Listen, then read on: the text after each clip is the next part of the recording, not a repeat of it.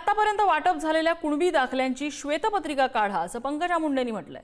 मंत्री पंकजा मुंडे यांनी सरकारकडे ही मागणी केल्यानंतर आता मराठ्यांनी सावध होणं गरजेचं आहे असं मनोज जरांगे म्हणतात। मराठ्यांच्या मुळावर घाव घालत असाल तर हे चुकीचं आहे असं पंकजा मुंडेंच्या मागणीवर जरांगेंनी टीका केली आहे।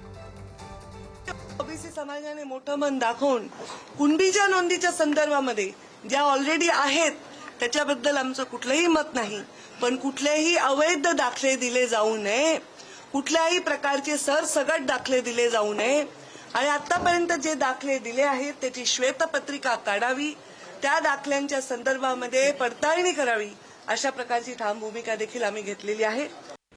पंकजा मुंडे काय म्हणल्यात काय नाही मी नाही ऐकलं, परंतु मला नाही वाटत ते असं बोलतील म्हणून।